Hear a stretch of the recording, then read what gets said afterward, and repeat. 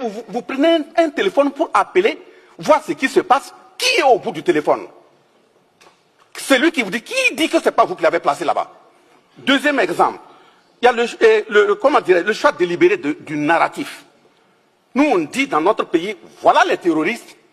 Dans un rapport, on les traite de djihadistes. C'est ce que vous dites, djihadistes? On dit, voilà les terroristes, vous les appelez groupe armé. À moi, c'est avec vous, ils sont. Il y a un problème. Donc, si vous connaissez bien leurs identités, et vous leur donnez l'identité qu'il faut, les noms qu'il faut, c'est que ce sont vos représentants. Donc, si vous arrêtez vos représentants, si vous dites à vos représentants de ne plus venir attaquer, mais la crise va finir. On dit on n'est pas au courant. Athènes, Zawaten, là. Et l'Ukraine a fait quoi là-bas? Oui, on dit terroriste, terroriste. Vous envoyez vos représentants des armées venir attaquer des pays et vous parlez de djihadistes. Dites à vos représentants de ne plus venir, il n'y aura plus de terrorisme dans le Sahel. Mais maintenant, je prends par exemple comment dirais-je, vous faites un rapport, vous appelez les gens, vous constituez votre rapport. Au lieu de faire une confrontation sur ceux même dont le rapport porte, vous dites non, non, non, bon, si vous avez fait l'étude pendant 3 mois, vous laissez quand il reste 1 semaine pour clore le rapport, vous appelez maintenant les responsables du pays, ils n'ont qu'à contredire. Ils vont venir contredire quoi? Ça veut dire que vous créez les conditions pour qu'ils n'aient même pas la possibilité de réagir. Donc on ne peut pas continuer sur cette base. Quand je le dis, qu'il y a un assassinat qui est plafonné, je vous donne les références, vous allez aller vérifier. Même sur le terrain. Comment une puissance va dire, ou bien dans un rapport, on dit oui, que des satellites ont vu les FDS faire des assassinats massifs. Des satellites qui voient des FDS qui font des assassinats massifs. Et les mêmes satellites sont incapables de voir des terroristes qui s'organisent pour aller attaquer. Vous, vos satellites là, ils sont binaires ou bien c'est quoi? Donc ils regardent par choix. Donc vos satellites, quand c'est vous, vos hommes là, on ne voit pas. Donc il y a quand même un problème. Donc, je prends le cas de Kadhafi. Ça a été exactement le même narratif qui a été utilisé sur Kadhafi. Et voilà les exemples. Encore, on a dit que oui, il y a rapidement Human Rights qui a fait un rapport qui a déposé. D'abord, il faut que les gens de Human Rights comprennent que la Déclaration universelle des droits de l'homme, là, de 1789, a été construite 553 ans après la charte de Kurukanfuga de 1236. On ne peut pas venir apprendre à des Africains ce que c'est que les droits humains. Vous prenez la Déclaration universelle des droits de l'homme de 1948. Elle a été construite 712 ans après la charte de Kurukanfuga.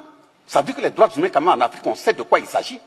Donc vous prenez, vous dites oui, Human Rights a fait un rapport, allez déposer parmi les rapports qui ont concouru à la prise de la résolution 1970 et la résolution 1973, ça veut dire 1970 et 1973, qui ont permis d'assassiner Kadhafi.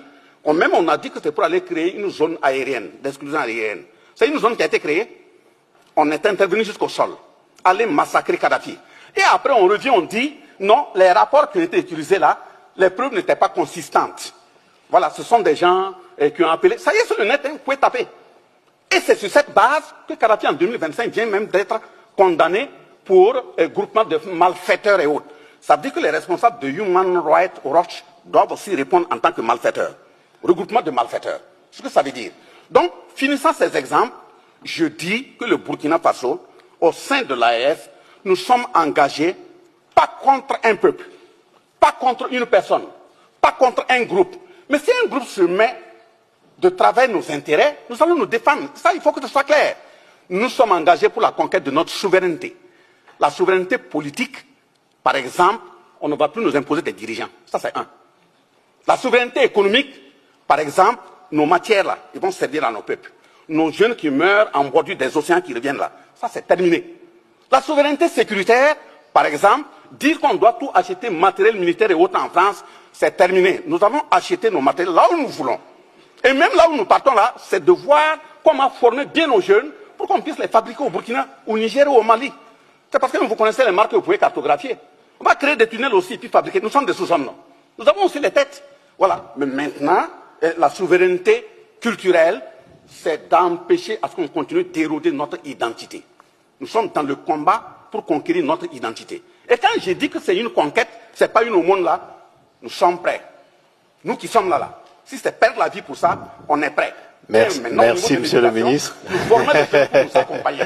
Donc, ok, je m'arrête là. Merci, que les ancêtres et Dieu vous accompagnent.